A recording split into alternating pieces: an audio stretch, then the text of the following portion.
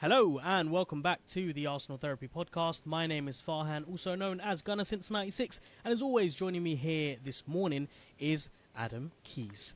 Adam, are you ready? I'm ready, Farhan. Okie dokie. So, should we continue with the current starting lineup? No. Does Martinelli need to be dropped for the United game? No. And did Arsenal deserve all 3 points against Fulham? No. Okay, unlike last week, this week we've got 3 no's, so good stuff. Adam, how are you feeling after that draw? Yeah, pretty down. I'm just saying before we started recording, it's really crazy how a result affects your mood. So I was at Leeds Fest on Saturday, and I was streaming the match in the middle of a festival. I went from kind of through the full range of emotions, but you're also in the middle of a festival with like 100,000+ people. And then I thought, right, job done, 2-1, see it out now. And then, of course, Arsenal have to just ruin my mood, which just then my wife doesn't understand why I'm in such a bad mood. And it is crazy. It really is. It's one of those, and I mean, Arteta said we deserved to win the game. You don't deserve to win a game of football when you concede 2 stupid goals the way we did. And it was literally our own doing that cost us that game, and we had to work so hard to come back into it, and we just threw it away at the end, and that's really concerning for me. Yeah, I mean, a lot has been said about the starting lineup, and I imagine this podcast, the majority of the conversation will be about the tactical tinkering of Arteta, where certain individuals are played best, what this game, I guess, demonstrated in terms of the starting lineup and the effects that it has on the overall 90 minutes. But yeah, it is incredibly frustrating, and actually, you know, to hear those comments from Arteta is a tad bit worrying, because unlike last season where any points dropped was a really big downer, it was always a very negative thing. It was always a case of we weren't good enough, we need to be a little bit better, we need to be a little bit more clinical, we need to cut out the mistakes. This time round it's, well, actually, if you compare the 2 games, we were a lot better against Fulham this season than we were last season. Now that might be the case, but ultimately we dropped 2 points at home, and you know, in quite extraordinary fashion by conceding very, very, very early on. So, you know, having said that, let's delve straight into the starting lineup, and you know, I guess we're going to spend a bit of time on this section. So talk to me about it. Give me your thoughts. I'm eager to hear how you're feeling about this whole narrative surrounding the starting lineup. I didn't like it. The minute I saw the team sheet, it was one of those, I thought, I just don't like this team. I thought it was very harsh on Nketiah to drop him. I thought this would have been a good game for him. They've got Bassey at the back, who's big, quick centre-back. And I thought Nketiah is the kind of player that I want, that's going to get in and around his heels and really try and stretch them a bit. And it's a strange one because I want to see Trossard playing, but I also think Nketiah has worked very hard to get his opportunity. And he missed those 2 chances against Palace, which ultimately didn't matter in the end. We still got the 3 points. But his all-round game was very, very good that day. And the first chance against Palace, he made that himself. That was top-class centre-forward play, and he was unlucky not to score. So I felt dropping him for that game was very disappointing to see. But the big one for me is Gabriel. It's seeing an Arsenal team without him on the pitch just doesn't feel right. I think he's probably our best raw defender in terms of physically engaging in duels and just the very basics. I think Saliba's a much more aesthetically pleasing player. He's a much calmer presence and everything, but I think the 2 of them just complement each other so well. And I think that the messing around with the defensive unit, that's something that I'm not really enjoying. And I understand that Arteta wants to be more unpredictable and he wants to test things. And you have to test things and you have to try new things if you want the team to evolve and dominate games. And that's what he's trying to do. And it's just because I didn't like the starting 11 doesn't mean I didn't think that we should have won the game with it. I absolutely think we should have won that game. And if we don't concede in the first minute, I'm sure we would have come away with 3 points with that team. Yeah, I mean, look, it's the old saying, isn't it? If it ain't broke, don't fix it. I don't like that phrase, though. Best starting lineup. Yeah, fine, but in this case, we've got 4 very competent defenders. I mean, okay, yeah. Zinchenko is out. You know, you can make the case that Kivior steps in for him. He proved it last season and he's good enough. Okay, I understand. Tierney's just gone out alone. I guess we can have a quick conversation about that afterwards. But with Gabriel, Saliba and White, 3 defenders who did extraordinarily well last season, very competent, very effective. I still can't wrap my head around why Ben White is being played as a centre-back when we know he is one of the best right-backs in the league when he's played in that position. I think it was evident against Fulham that Thomas Partey at the right doesn't work. His best played position is in the middle of the pitch. It's where we get the most control. It's where we get the most dominance. It's where we're able to move the ball quickly. And also, if the first goal proved anything, it was, you know, this system is confusing and it's confused everyone else because Thomas Partey wasn't where he was supposed to be. There was a massive gap which allowed, was it Pereira? Yep, Pereira to run into. And you know, we can talk about the goal in a moment. I've actually written down, you know, step by step what happened and why it all went wrong. But that back 4 needs to be reverted to what it was, in my opinion. Then you got the middle of the pitch. Now, we spoke about Partey and Rice last episode, and the will we, won't we see it conversation. And it seems to me that Arteta is quite adamant to play Rice almost as a sole 6, with Partey coming into the frame during build-up, which is great because Partey gets to play in central midfield when we have the ball. But in moments of transition, it's really dangerous because players need to then revert back to their default positions, and it looks very messy. And I noticed that throughout the game. During moments of transition, we're very, very slow to react. Obviously, having Havertz play alongside Rice as well, I don't think it's working. I think Havertz had a really, really difficult game against Fulham, and I think this is something that we're going to need to delve into a little bit more. But the signs are clear. We played 3 games using this new system, and we haven't seen, a performance, or we haven't seen anything that reflected last season's first 3 games. So do you think going forward we need to just scrap this, unpredictability? Because why do we need to be unpredictable if we already have a system which overpowers everyone else's? Why do we need to make more changes if already we've figured out something which allows us to be the best version of ourselves? I agree to an extent. I think City are unpredictable, but at the same time, even though we have changed and Arteta's tinkering and trying to be unpredictable, what he's ultimately trying to do is get control and suffocate teams. And if you look at the numbers from the first 3 games this year, we have been statistically a lot better than we were in the first 3 games last year. And I think we played with so much energy and passion and fury last year that it kind of masked some of the mistakes. Like against Palace last year, we had 46% of possession there. We had, I think we finished with 54% on Monday night, and that was when we were playing with 10 men. So we were much, much more in control there this year than we were last year, and it's the same against Fulham. We had much better numbers. Again, last year against Fulham, it was a really stupid mistake. It was an error from Gabriel. Mitrovic got in and basically scored into an open goal again.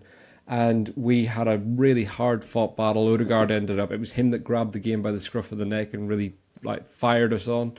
and we went 2-1 up and we were able to see it out, but it was a late winner, and it was a game that we didn't have the same control in. So I think it's a really strange one, because I don't think the cohesion's there in the way it was last year, but I do think that we're much more dominant, and I guess the unpredictable side,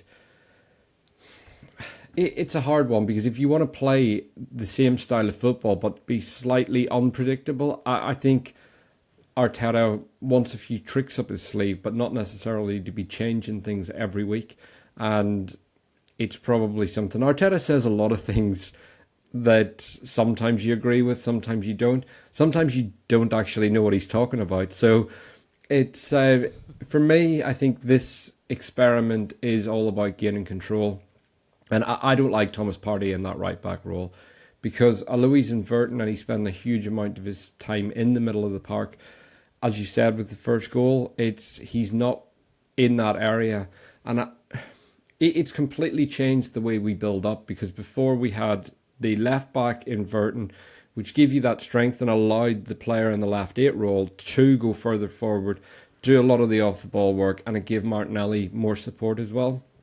Whereas now we've completely switched it, so the right back is inverting opposite side of the pitch, so the build-up completely starts in a different area. It also means that Saka's a lot more isolated. He doesn't have that overlapper. And Odegaard, again, it's him and Saka playing kind of very close, intricate football between the two of them. Before, they had Ben White doing that, and now you're seeing White go forward, but is he a centre-back? Should he be going forward, or is he a right-back? And then Partey dropping in at centre-back. To me, it feels like Arteta has a Thomas Partey problem, in that he really likes him, he really rates him, we all do. The issue is he doesn't want to play him as his 6, because he's just spent 100 million on Declan Rice, and he wants him in that role, but he also wants Partey in the team, and this feels like the most natural way to get him in there. So it's one, for me, I really don't like the lineup at the minute, and but then again, maybe his hand is being forced by injuries, in that sense that Zinchenko wasn't completely ready to come back. But yeah, just get Big Gabby in the team. That's all I ask for. Ben White at right back, Gabby at the back. And a lot of fans are questioning. I mean, you made the point that Arteta's got a Thomas Partey problem. I would argue that he's actually got a Kai Havertz problem. Spending 65 mil on a player, and I guess not wanting to necessarily put him on the bench. I guess, you know, his hand has been forced a little bit, because he knows he's got a player here who's lacking in confidence, who's got great abilities, and he's proven that at Leverkusen, and so he's trying really desperately hard to get the best out of him. But this might take a lot longer than we initially thought. Now that the pressing question is, can we afford that time on this player whilst also churning out results? Let me ask you this. Against United, what is your starting lineup? Oh, Big Gabby in the team. I for me, it would be Ramsdale, White, Saliba, Gabriel, Zinchenko, Rice, Partey, Odegaard, Jesus, Saka, Martinelli. Pretty much last year's team, with the inclusion of Declan Rice. Identical, right? So, and I would play Rice probably as an 8 with Partey sitting. But at the same time, if Jesus isn't ready to start, I wouldn't be against playing Havertz as a 9. And so, yeah, I like Havertz. I like a lot of what he does. I think when you have 70% of possession and you concede 2 goals as stupidly as we did, it's very difficult to blame Kai Havertz, when the first one was at the opposite side of the pitch to where he plays. The second one, he wasn't on the pitch. So it's one of those, I think, he hasn't had a good game, but I just feel like he's someone that the lynch mob have been out for from the minute he was linked to Arsenal. It wasn't he didn't need a bad performance for Arsenal to have people on his back. He was just one of those that arrived with that stigma attached to him that he wasn't good enough. So, but yeah, for the United game, I would like to see that team. It's also important to remember we added 3 outfield players, and one of them's done his ACL. So in terms of like making big changes, we haven't added huge numbers this season because of Timber's ACL. So the players that would come in, obviously Declan Rice is that upgrade, but you really are only talking about Havertz. So when it comes to changing the system, it is going to be what we saw last year. Yeah, and that's interesting. You know, you've given basically the same starting lineup as last season, so it just goes to show that is the best starting lineup. That's where we're the most effective. That's the most reliable, so why not revert back to it and just play? And I get it. I get the argument. We need to be a little bit more unpredictable. We need to continue reinventing ourselves, but at the detriment of these sort of results when we want to be challenging for a title. I don't know. I would argue that in order to make these changes, you need to have a league title under your belt. You know, it's appropriate for Man City to do it, to continue reinventing themselves, because they've won countless league titles, so they can afford to reinvent. They can afford to continuously trial and test. Whereas Arsenal, they need to stick with what they know best, because this season we are, for a lot of people, we're hot favourites to win the title. In any case, let's delve into the game, talk about the first half. It was a very, very interesting game. I know the result really doesn't reflect it, but it was, you know, it started right from the first minute, and I've written myself a nice breakdown, you know, from every single pass to every single movement as to what happened with that first goal. So I'd like to talk about it, and I'd like to discuss who's to blame for why did this happen, because last season we saw this happen repetitively. And I would have hoped that we would have learnt our lesson and we would have tried to stop this. I think it's quite unfortunate, actually, that this goal was conceded, because I think the intent behind the build-up was to build up, essentially. But the build-up went horribly wrong when we were continuously repeating the same movement. So it starts off with Leno pumping the ball forward. Oh, sorry, no, not Leno. Ramsdale. Ramsdale pumping the ball forward. Havertz doesn't go for the header. Instead, he moves away from the ball. Now, look, before you get angry at me for making Havertz the scapegoat, I'm just narrating on what I saw, okay? Ramsdale pumps the ball up. Havertz doesn't go for the header. Instead, moves away from the ball. Rice wins the ball, the loose ball. Plays it to White, who plays it back to Ramsdale. Ramsdale plays it back to White, and then he passes it to Saliba. Saliba then passes it back to White. White moves down to the right-hand side before passing it to back to Thomas Partey, who's playing in White's position. So he's on the far right-hand side. Partey plays it into Rice, who plays it back to Ramsdale. Ramsdale crosses the ball to Kivior, who passes it short to Saliba. I think you can see a bit of a theme going on here. There were too many back and forths in that back line. We were too reluctant and hesitant to play the ball forward. And so Saliba finds White on the right-hand side. He plays it short to Rice, who has 3 Fulham shirts around him. I think at this point, the Fulham players have decided they're going to press. So they surround Rice. Rice then has to poke a pass into Saka. And at this point, Partey has committed himself into midfield. Saka's pass looks to either be mishit or misread.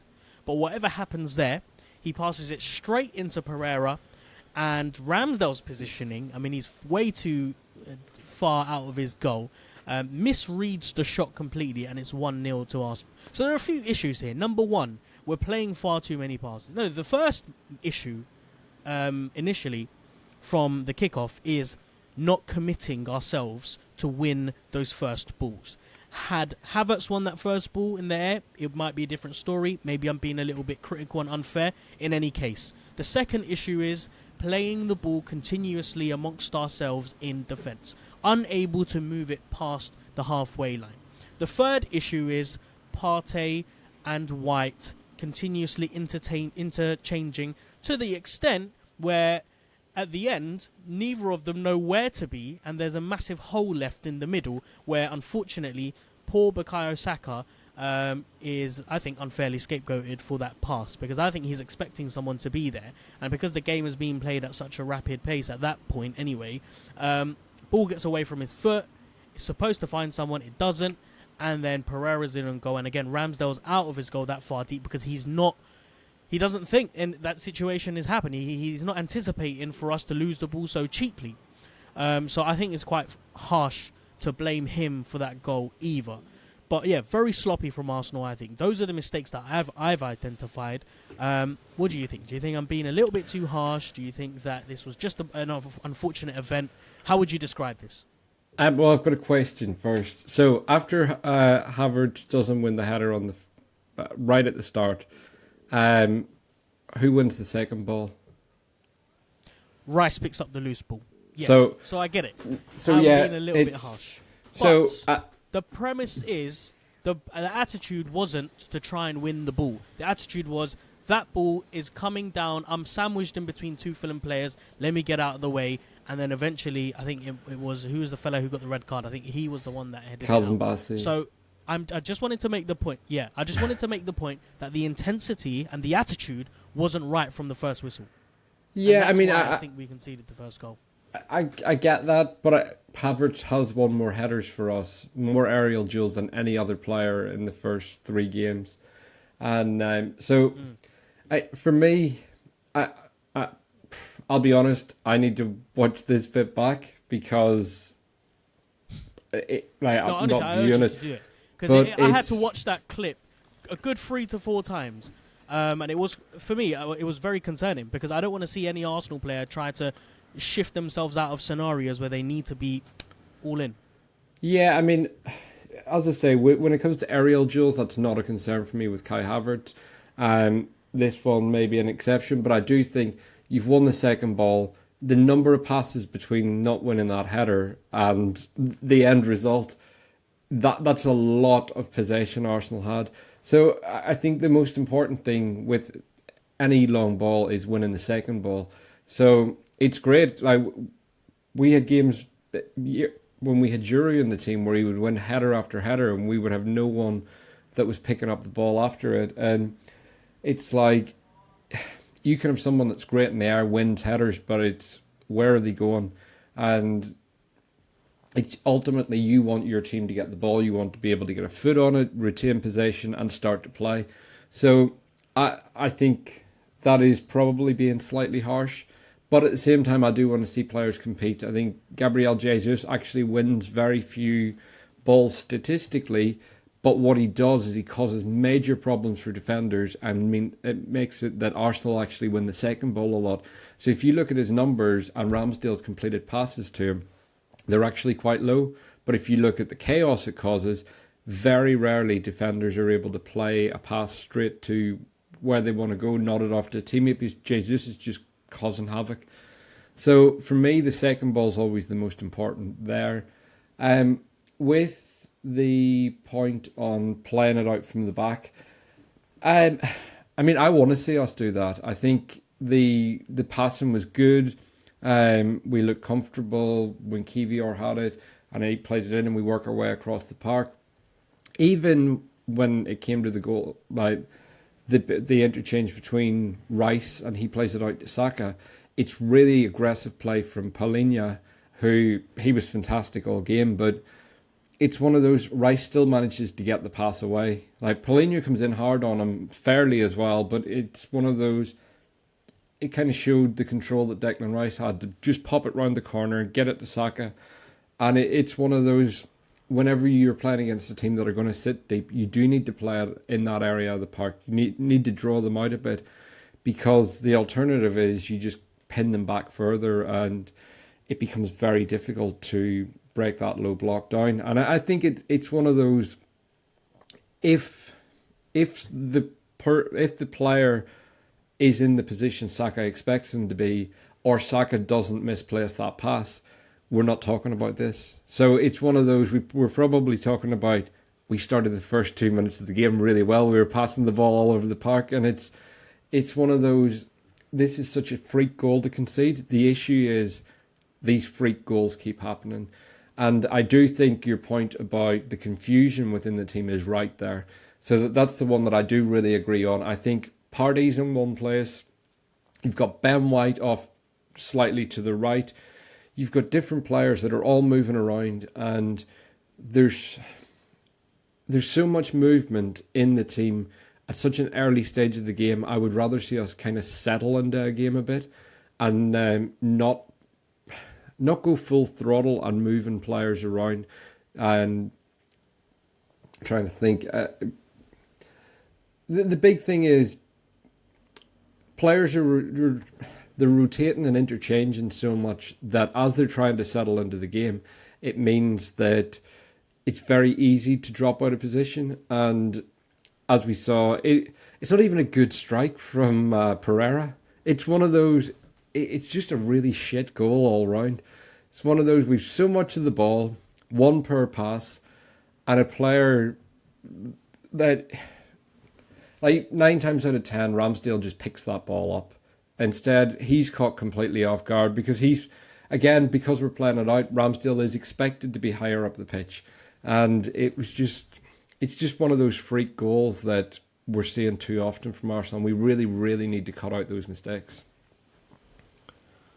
Yeah, and the difference between, and I guess the reason why I mentioned the constant passing it from one centre-back to another one, then a right-back, then a left-back, is because the moment the game restarts after conceding that goal, Ramsdale pumps the ball forward. This time, there's a lot more urgency to get the ball forward as opposed to in between the defenders. Now I get it. I get the importance of making sure everyone has a touch to ease into the game. But I've always associated Arsenal, especially last season, as a side who, when we get the ball, we make sure we try and get it into the spaces that need to be attacked. And rather than being a little bit slow and sluggish, I've always liked a sense of panic, a sense of franticness being played in the attacking zones because it puts the opposition off. And because we're so good in the final third, it allows us to be able to,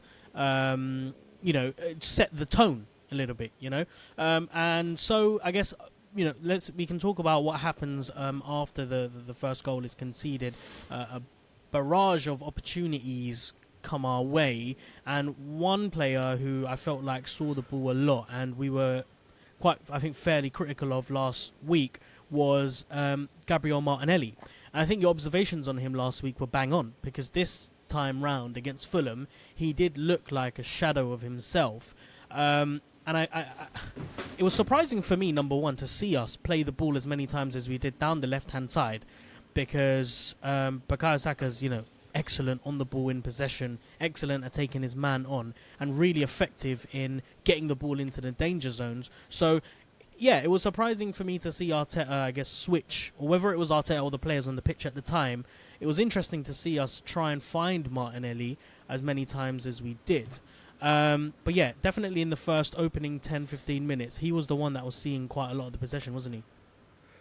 Yeah, I mean, he saw a fair, but I'm just trying to see how many touches he actually had, because to me, he just feels isolated.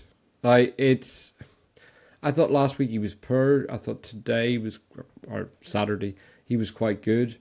But that left-hand side just feels isolated, and I know Zinchenko's not fully fit, but Martinelli 63 touches, so again 42 of 48 passes completed.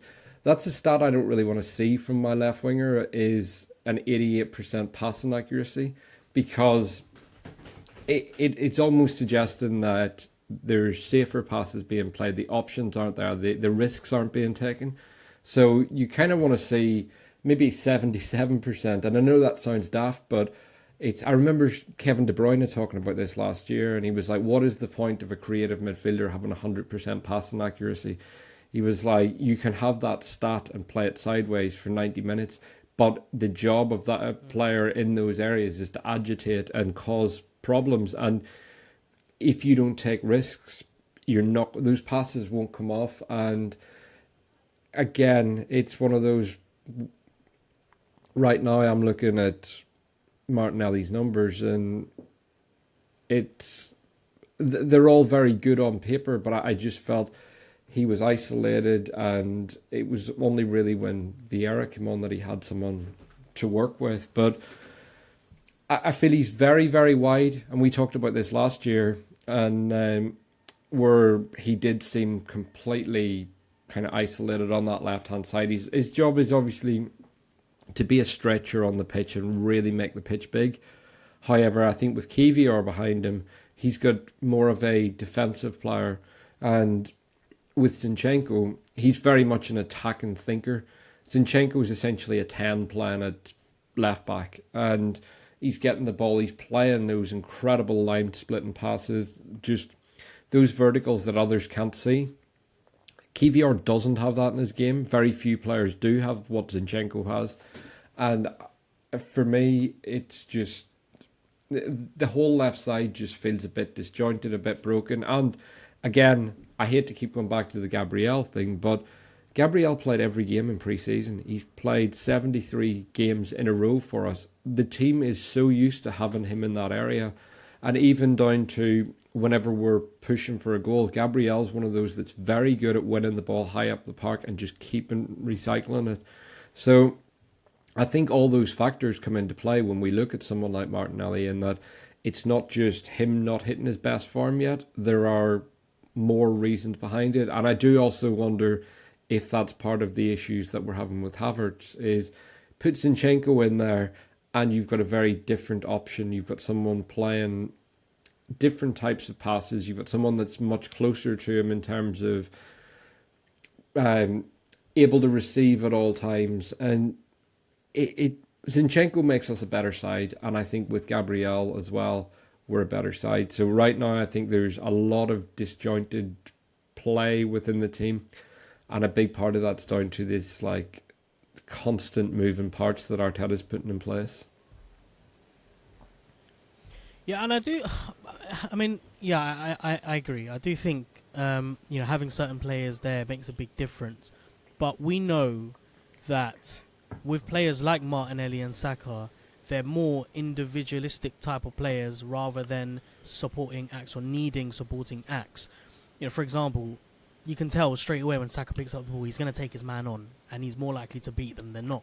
Martinelli, on the other hand, he had a number of occasions where he could have took his man on, but instead decided to play it into someone open, and just he's missing that bit of spark, that bit of sharpness that we're so used to seeing, that bit of franticness, and it's just it's I'm not sure what's happening. I'm not sure whether it's a lack of confidence or whether it's because that left hand side is so disjointed.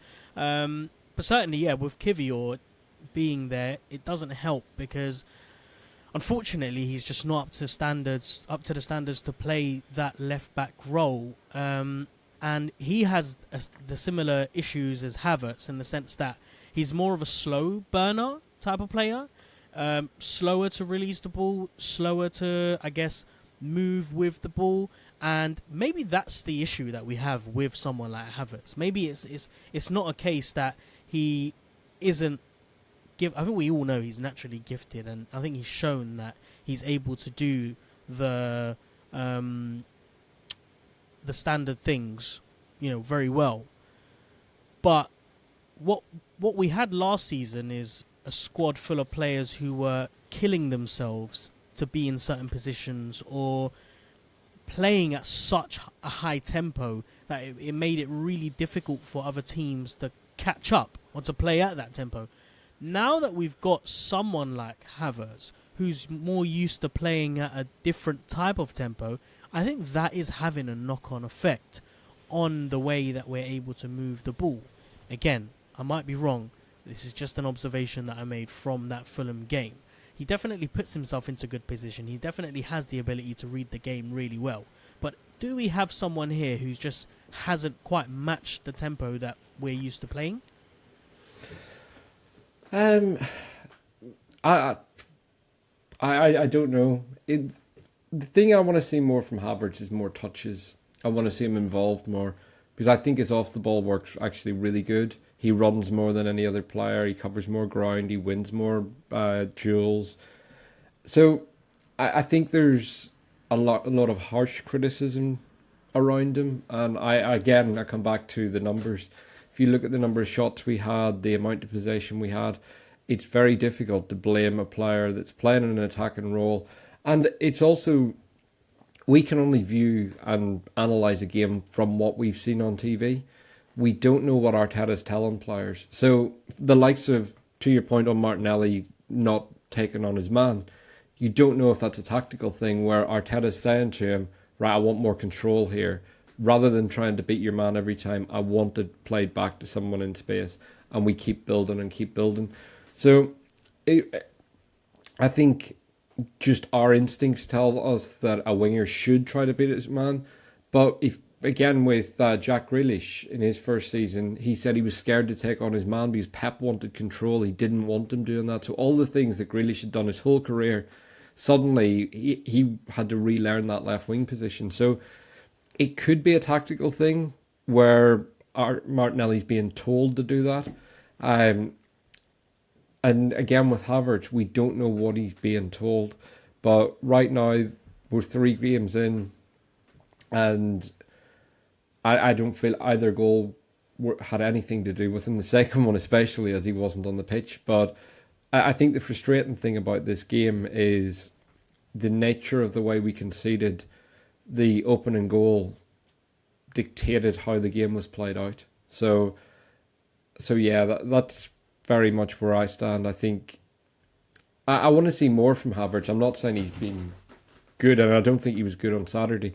I think he was good in the first 2 games, not spectacular, but I want to see more, and I think he's got it in his locker. But the big thing, and I've said it all summer, is we need to repair his confidence.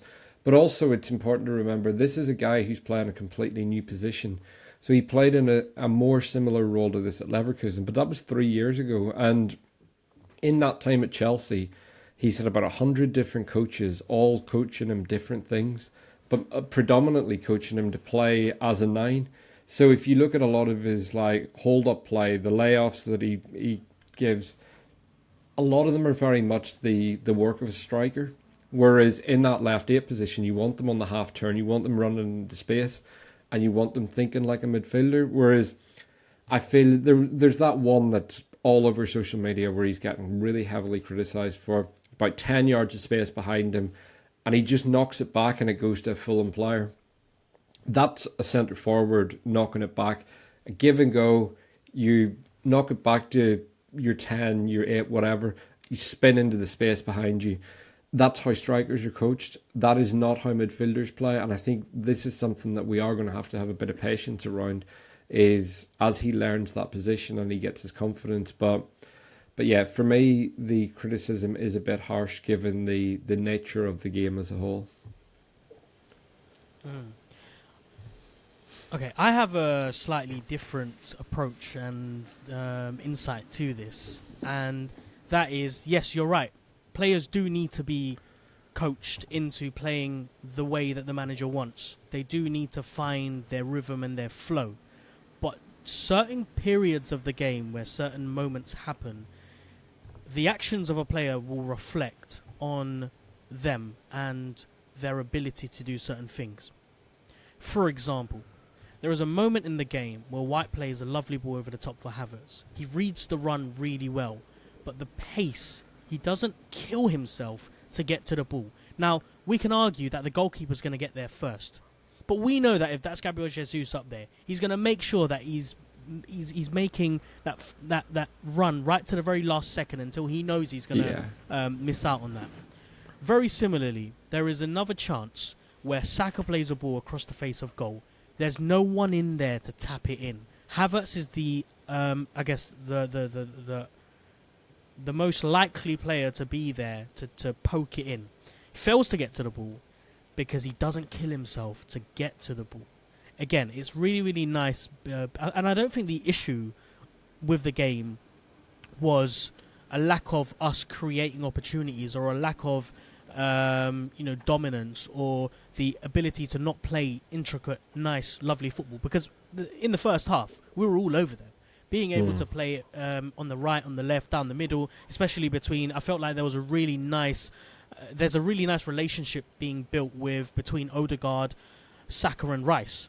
But the thing that's bothering me right now is not being clinical enough and not showing the desire to want to get the ball in the back of the net. It's all very kind of complacent. It's all very, we know we're good enough. We know we're able to generate the opportunities. One of them will stick, but we're not. We haven't quite built that bulletproof mindset of we need to make sure we make every opportunity count. Because City, for instance, yesterday, they were, drawing 1-1, and the moment that Sheffield United scored, they were all over Sheffield United, and they made sure that their opportunity counted. Very pressurised situation, and they worked well with it. But on that point, Haaland also missed a number of big chances yesterday. So for me, it's not just the number of chances we're creating. I feel there's a lack of clear-cut chances. And if you look at any top striker, look at Aguero down the years, Thierry Henry, they all missed a lot of big chances. The thing that they all have is they keep getting in the positions, they keep creating chances for themselves, but they had teammates around them that were creating clear-cut chances. And right now, I don't feel we're creating enough of them. I do agree with you about the point of killing yourself to get to that ball. And I think especially when you're a goal down, you want to see players really fight, really get there. And I think part of what makes Havertz frustrating is the body language. And when you're comparing him to a player like Gabriel Jesus, who is literally 100 mile an hour all the time, and he is that player that will give you absolutely every last drop of his energy until he's taken off the pitch. And having him back is going to be massive. So yeah, there are things when it comes to coaching that I think you can coach with players, and there's things you can motivate, but a big part of that's intrinsic. If you look at someone like Declan Rice or Gabriel Jesus, that work rate, that instinct is just so natural to them. Work rate isn't a natural thing for every player, and it's almost like a gift. It's one of those, it's a real asset that some players have it where they can, in the same way as like we talk about technical ability, work rate and having that natural work rate and that natural instinct to defend, to press, to harry and really scrap at players. That's a talent in its own right that not everyone has. And I think it's something that's very difficult to coach because the players that need that side coached need to be motivated constantly to do it. Whereas Arteta's never going to have to say to Rice or Jesus, I want you running, I want you chasing, I want you doing those things. I think there are other players that probably do have to be motivated that bit more, and it's something with Havertz, and it's not the work rate or the duels side, it's more, I do agree with you, we want that extra 10% where you run and you chase and you really show us how quick you are to get to that ball, throw yourself at it. And sometimes it's not even just that you think you're going to get there. The fans respond to it because they see a player throwing their whole body to try and stretch for something, and they get behind you. It gives them a lift and makes the crowd believe. So it's almost like playing the part, and because essentially football's an entertainment game, and people respond to effort and everything as well. So that is definitely somewhere Havertz can improve, is just almost making it look like he's doing the things that he's already doing, but his body language can make him look lazier than he is, because he's definitely not lazy.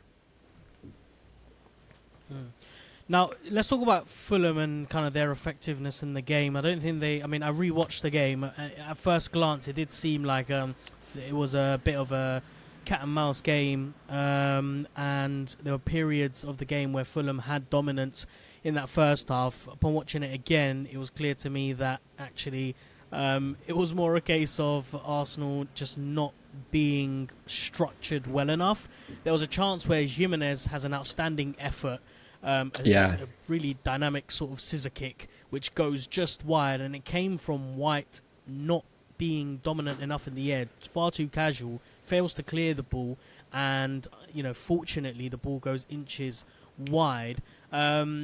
However, like I said, their spell of dominance that came in the half-hour mark, winning the ball back into key areas of the pitch, quickly playing the ball into open spaces, came from the inability to structure ourselves or get ourselves back into the defensive shape, quick enough during transitions. We were leaving far too many of those spaces between the midfield and defensive lines open for them, allowing them to get into the danger zones quicker. And so does that go back to the the players who are playing in the certain positions? For example, White playing as a centre back, not being that imposing in the air. Is it a case that Havertz and just generally just Havertz not being able to run back in time and close those spaces, or do we need to give a bit more credit to Fulham, who I guess took their chances and who looked in the game right until the very final minute? I thought Fulham were good. They were well organised. I like Marco Silva, and I think that Fulham side is a good side. The Ben White one frustrated me because I was looking at it, I was thinking, just deal with that.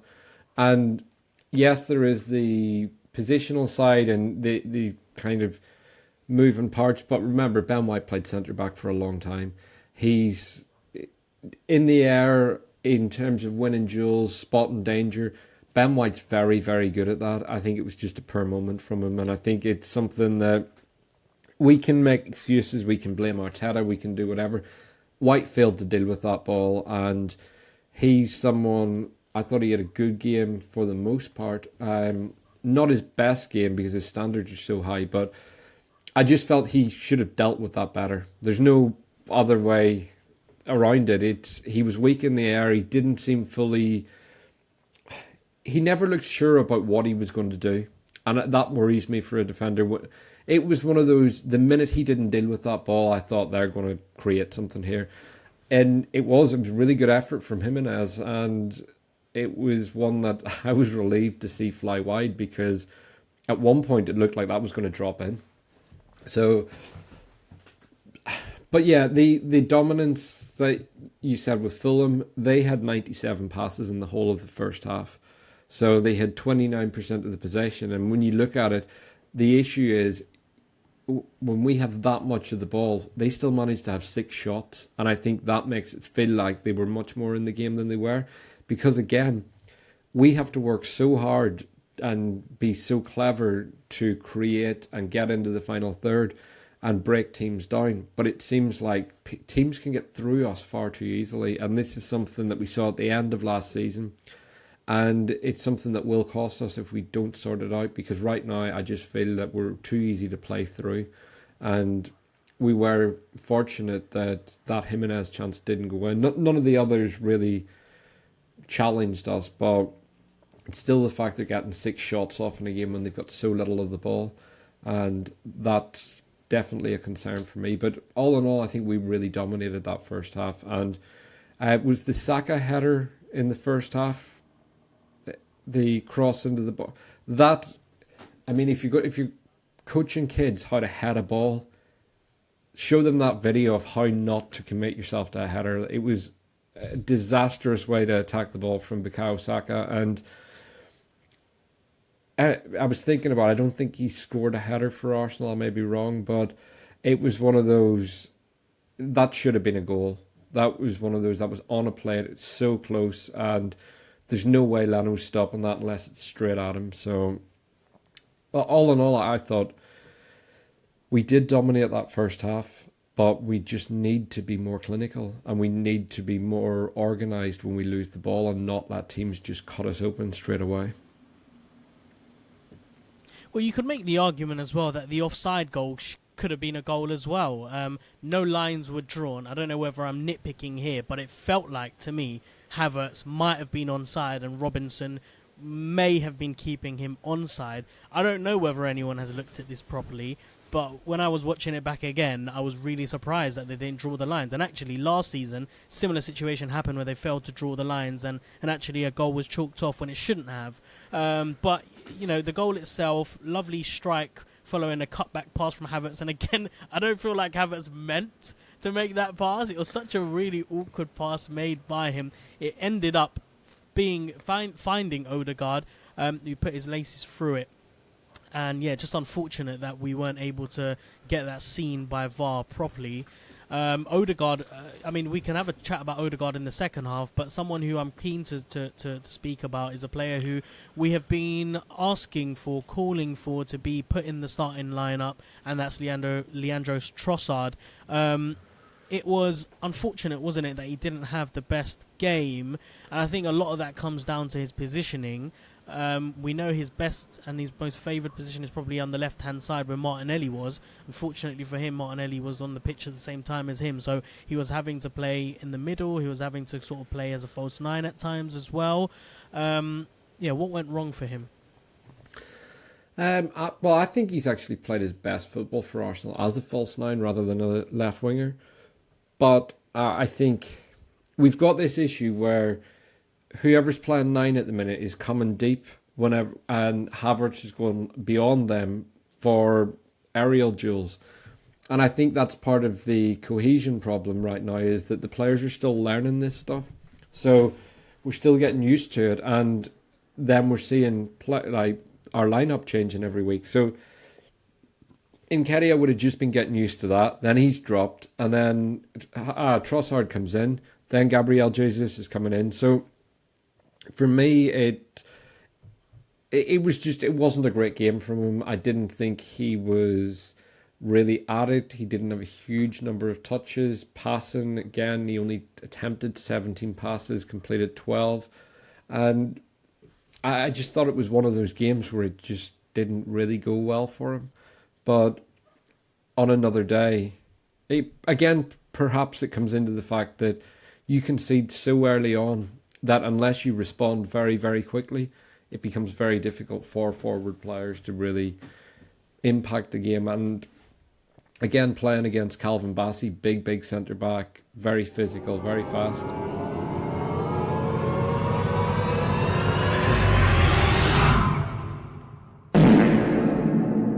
Okay, that sound can only mean one thing. We've arrived at the halfway point, a little bit over the halfway point actually. We've actually spent a lot of time speaking about the first half, but I think a lot of that was down to the starting lineup. So yeah, rather than listen, we've taken your comments on board, and we've considered the feedback, and the outcome is we will be scrapping the half-time guided meditation. Should we have a little cheer about that? Hold on. Way.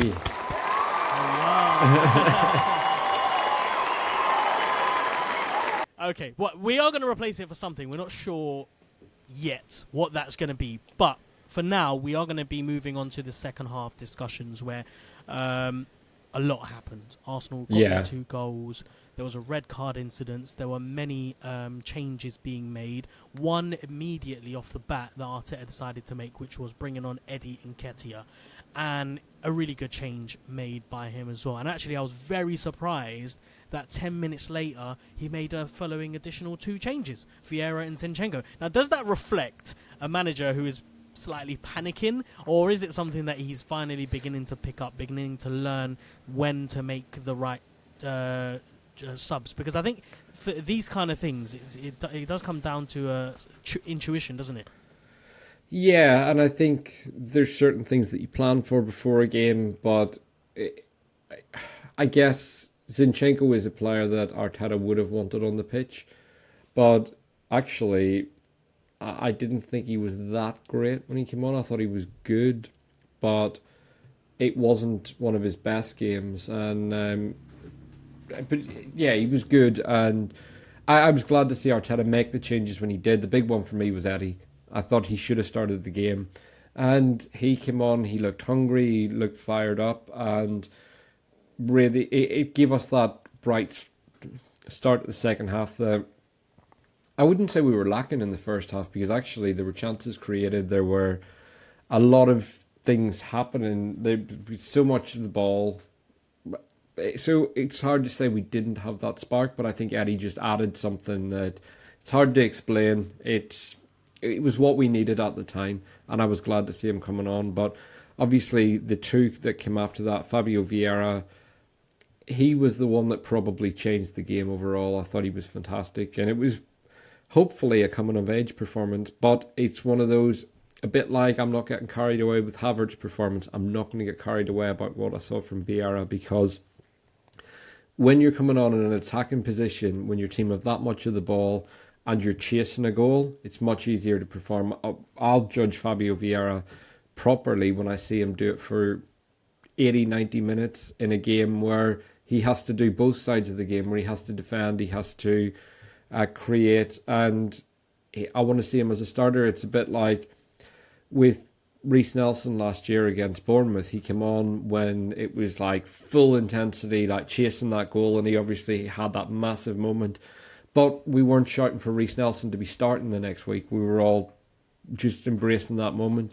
So it was great to see. I thought he was fantastic. And the big thing for me with Vieira, I've never had any doubts about his technical ability, his creativity. My doubt has always been about his bravery. And by that, I want to see him wanting to get on the ball and arriving on time to receive, because that's the big thing. I've always felt that he arrived possibly half a yard short, and it meant that he engaged in a duel that he was never going to win. And they were the things that he did well on Saturday. He arrived early. He wanted the ball. He was thinking ahead. He knew what he was going to do with the ball, and he looked ice cold as well. And yeah, just a really, really great performance, and hopefully one that we see more of. Yeah, definitely he took all the headlines, didn't he? Well, not all of them, but positives out of the game. He was definitely one of the few we can talk about. That second half, though, was very much a half of two halves in itself.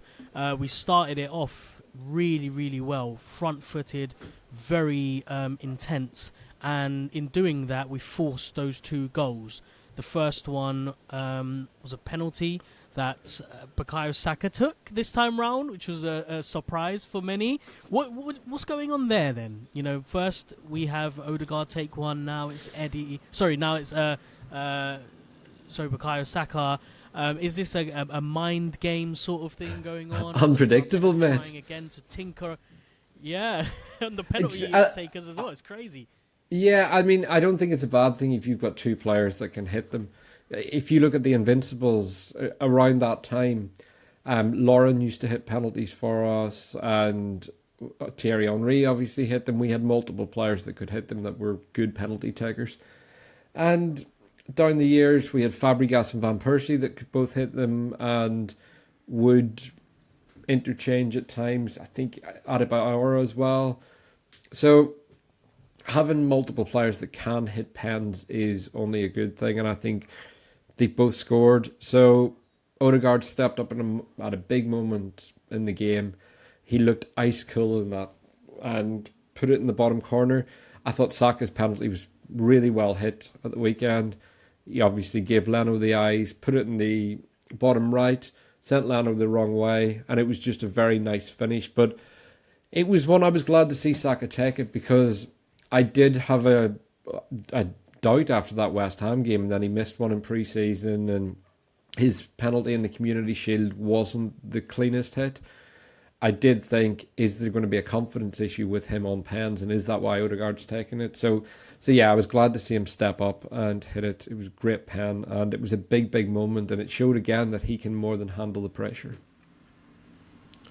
And the second goal, Eddie's goal, again, just I guess if you want to talk about the differences between, look, I'm going to lay off Havertz now. I think I've had enough bites at him, enough nibbles. But if we're describing the ideal number 9 is someone who's at the right place at the right time, or someone who reads the game really, really well and who's able to be clinical. And that goal, I guess, showed all three.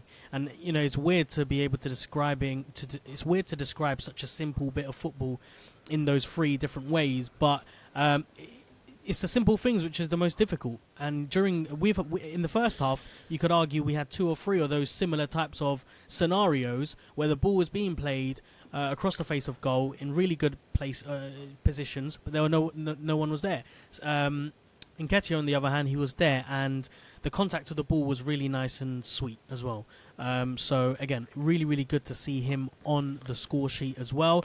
Surely now, if Jesus isn't fit next week for United, Nketiah has to start, right? Yeah, and that finish isn't an easy one. He's running, he's attacking the box, he's running in.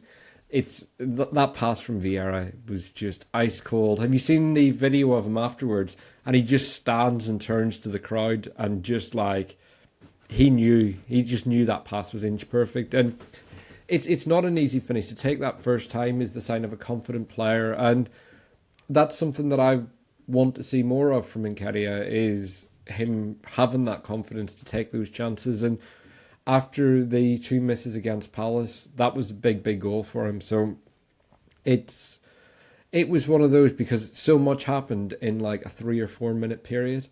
And obviously Bassey was down, so there was the whole controversy. Marco Silva got himself a yellow card. So he's now had 3 yellows in 3 games. And they were kicking off about the fact that Bassey was down, which to me, Bassey's lying on the line. It meant that no Arsenal player could have been offside, and it also meant that he could have taken himself off the pitch. So it's one of those, it's not Arsenal's responsibility to put the ball out of play. We obviously, it's great if a team does that whenever it works in your favour, but most teams don't kick the ball out of play anymore. So yeah, just a really good goal.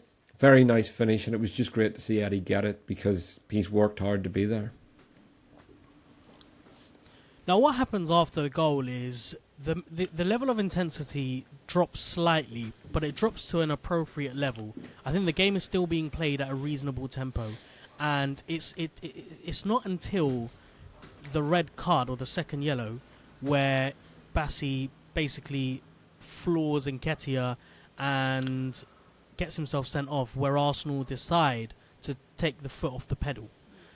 That's how I felt anyway. That's how we conceded. It wasn't a case of, we made a mistake, Fulham were just overly aggressive. It was a case of Arsenal considering themselves, home and dry, seeing the time. We've got 7 minutes left. Let's all chill out. Let's all kind of just defend and make sure we don't do anything silly. Why is it the case that so many times last season, the back end of last season, we had that complacency, that level of comfortability, being 2 goals up, dominating in the opening 20 minutes, and then having the unfortunate happen to us? Why is it the case that we've done this again against 10-man Fulham with 7 minutes to go? A concentration. And that's the thing. I think we've seen it at both ends of the game. We've seen it literally first minute, we're trying to do things. Not everyone's fully up to speed, not switched on. And then the goal that we conceded was criminal for me. It starts off with us passing the ball around. Zinchenko plays a really poor infield pass from the left-back role. They end up going forward, winning a corner. It was really good play from Declan Rice. He came across, won the ball, cut out any danger, and showed exactly why we've paid so much money for him. I thought he was really good overall. And then it's just such poor marking from the corner. There's, again, Zinchenko's the player at the near post. He doesn't commit himself to win that header. Saka doesn't go for it. I think Rice is in the box there, but I'm not sure exactly where he was. But the 2 I was looking at were Zinchenko at the near post and Saka, who doesn't track his run. But it was a nice finish from Palhinha, but it was just such poor defending for a ball to go through that many Arsenal players that late in the game. It's just like, come on, lads, give yourselves a shake here. We need to be seeing this game out. And it's just, it's that thing that I keep coming back to of, we're so easy to play through that whenever that ball was lost by Zinchenko, suddenly they're at the other end, they're at the byline getting a corner. And it feels like if the opposition lose the ball in that position, we then have to start our full build-up again, and it just takes so much more work for Arsenal to do it. But when we lose it, we are just cut open very, very fast. And that's something Arteta really, really needs to address. And something, again, I think may come back to these constant lineup changes. As you were talking there, I was just watching finishing off the second half of the game, as you know, we were talking before we recorded. I was saying how I was rewatching the first half. I wanted to watch the second half, didn't get an opportunity to. But as we're recording this podcast, I've been watching the second half as well, and it's clear to me that there is, it's a little bit worse than a lack of concentration. It is attitude. It is a level of complacency, and it's unforgivable at this level, really, when you want to go for a title, when you know that you are, again, hot favourites to be challenging City, to have that, is it a level of arrogance or is it a level of just naivety? At this point, it will be difficult to make a case for naivety because we've been through this time and time again. If this had happened last season, you could make an argument for, you know, that level of naivety, but I just think it might be a level of arrogance, it might be a level of complacency. I guess a big theme of this show has been the attitude or the ability to want to kill yourself to be in certain situations. The second goal that we conceded, Bukayo Saka isn't killing himself to get to that ball. He's not killing himself to track his man. I'm literally just watching the goal now, and he's standing there. So let's have a look. The ball whips in. He could easily put a foot in if he wanted to. I don't know. Maybe it's happening too quick for him to react. But surely it's instinctive that when the ball comes into your area of that box, you're doing everything you can to get your whole body to block that shot, to try and put the player off. If it means committing a foul, you would instinctively commit a foul. But it's just too lackadaisical. It's just far too casual. And it's not until we concede that goal do the players finally realise, okay, we've conceded a goal with 5 minutes to go, playing against 10-man Fulham, we really need to do something. Again, the tempo steps up again, there's a spark of the way that we're moving, and it could easily go very wrong in the final minutes of the game with Traore. The fella that will... Yeah, Traore getting in on goal. A really, really good save from Ramsdale. Otherwise, he had beaten Saliba. And I guess this is a good segue to talk about Ramsdale, because again, for some weird reason, I'm noticing a lot of criticism being pointed at him when I think he did very little wrong other than the first goal, which again was just unfortunate. But next game, something has to change, because this does very much feel like a defeat, even though, you know, we salvaged a point. But next game against United, are we keeping Ramsdale in goal? Is there a need to make a drastic change in order to, I don't know, you know, it's silly of me to even entertain the idea of replacing Ramsdale for Raya, but sometimes when the team, and I think it's fair to say after 3 games being played, we're yet to see the best version of ourselves, sometimes a change, any sort of change, but a drastic change of that kind of nature needs to be made in order to see that injection being pumped back in. What do you think? No, I wouldn't be dropping him. Part of the issue for me is we've played 3 different lineups, and there is a lack of cohesion right now. I think to then replace a goalkeeper as well, because that is the other thing. A keeper and a defensive unit get used to each other. They learn, they understand, and so on. And I think it's great having Raya, but I don't think Ramsdale did a lot wrong today. I think possibly the first goal he could have done better, but that's a collection of errors. And for me, you have to look at where it starts. It's like that poor pass from Saka, and then there's just so much space for Fulham. But then when we needed him at the end, he makes that big save against Traore, who absolutely blitzed Saliba. And I was worried when he goes to ground in the box. Some people are like, oh, he did well. He did well because Traore didn't score. But I don't think he did enough there. But where he was clever was not committing to the challenge outside the box, because he would have been sent off. But he does go to ground in the box, and Traore shifts it onto his left foot, so he actually takes himself away from Saliba. I think Traore could have possibly initiated contact, and had he not have just moved the ball away from Saliba, he could have got a penalty there, but he didn't. And Ramsdale makes a very good save when we need him, and I think it would be very, very harsh to drop him at this point because first game, Forest, I thought he was very good. I thought he was good against Palace as well. So, yeah, I wouldn't be making that change. And I think sometimes because there is a backup or a competitor in the team, people are more vocal about it and we need to play Raya, we need to do this. But actually, I think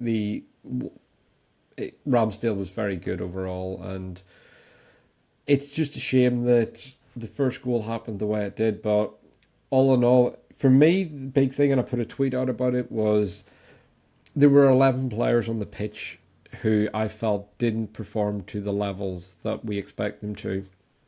And it, just as a team, as a unit on the pitch, I didn't think we were good enough, and I haven't felt that we've been particularly great in any of our games. We've held a lot of the ball, but again against Forest, there was complacency crept in that game, and that's how we conceded that goal that went 2-1, and we ended up with a nervy finish that day.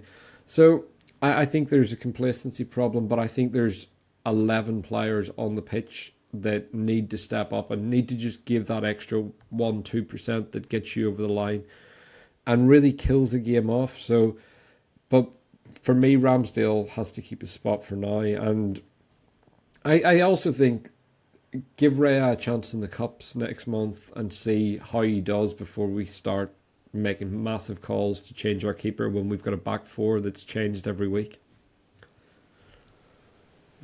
Okay.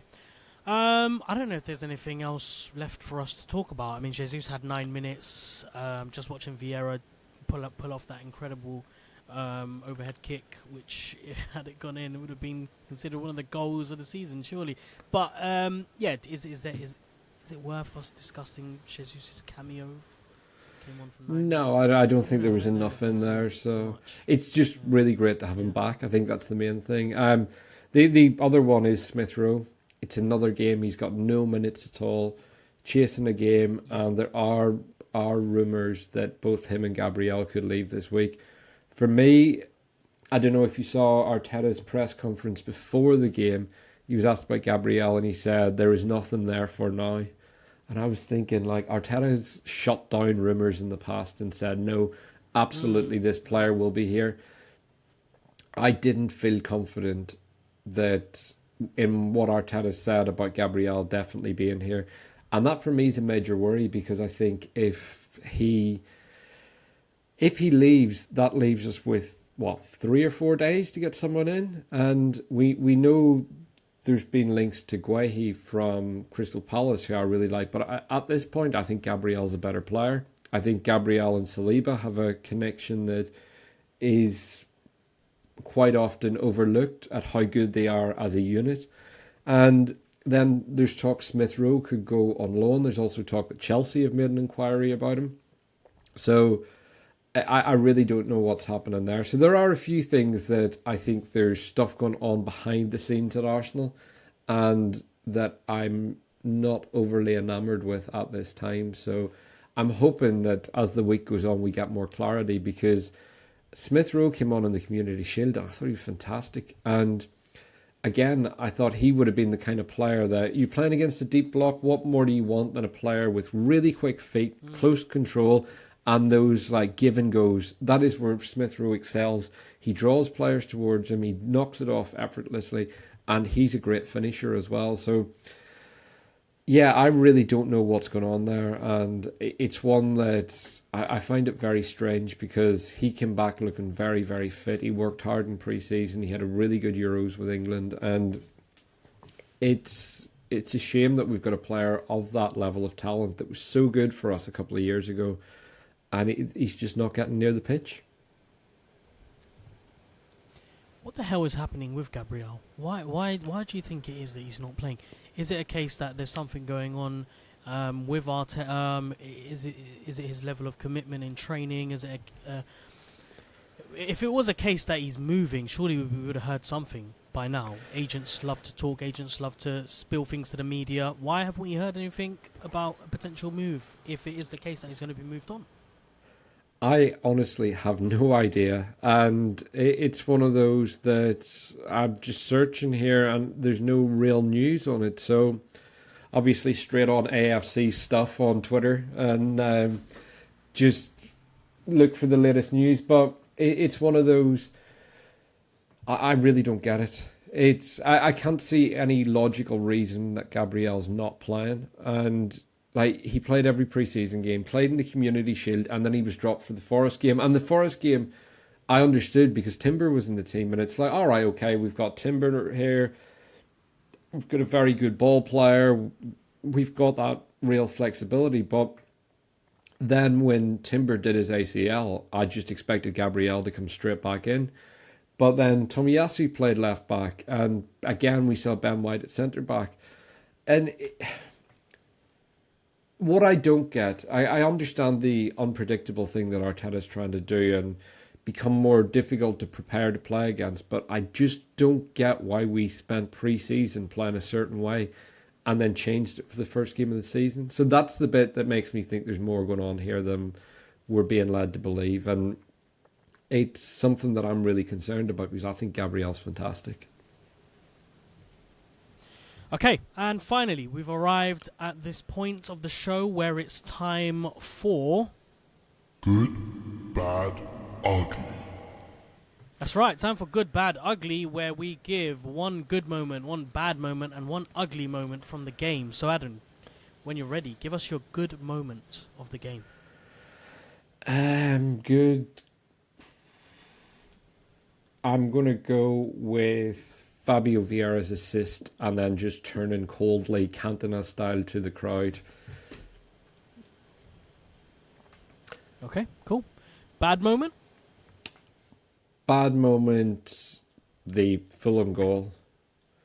The first goal. Just, what a horrible way to start a Saturday afternoon. Yeah. At that point, I was actually trying to find myself a stream because, as you know, the game wasn't being televised. And I usually use a website called Peacock, the American version of the site where, in America they always play the games over there. But it wasn't even on the website, so I was thinking, okay. So went on Twitter, went on the old EPL Kingdom, and noticed that the page was buffering, but it was of Pereira standing in the corner flag, and I was thinking, surely not. We can't have conceded that early, surely not. And then, I realised that we had conceded in the first minute. Not a great moment. But what is if that's not your ugly moment, what is your ugly moment? The second goal to really ruin a Saturday afternoon.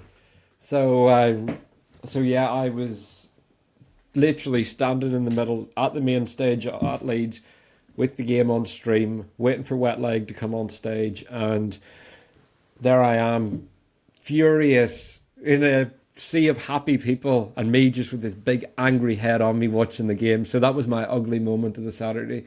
And it took a good few hours for me to snap out of that mood and then try and enjoy myself. So yeah, what about you? I'm going to have to do it again and turn this back on its head. So what's your good moment? Yeah. Okay, well, I haven't prepared myself for this, which is annoying because I shouldn't I? Considering the last 2 times we've done it, you guys have asked me.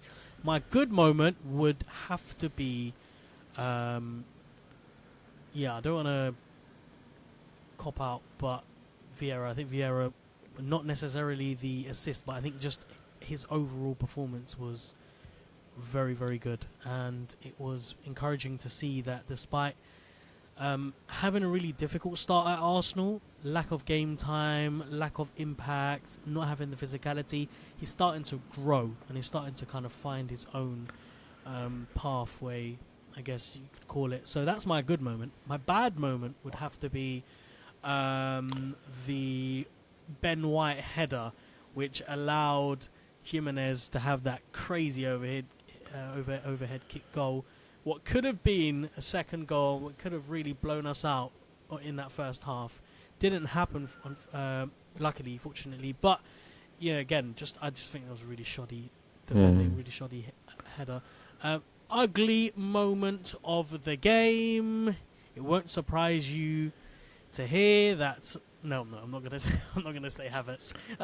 The ugly moment of the game was seeing Partey at right back for that opening first minute, because that was the single reason, or the biggest influential factor that played into the first goal.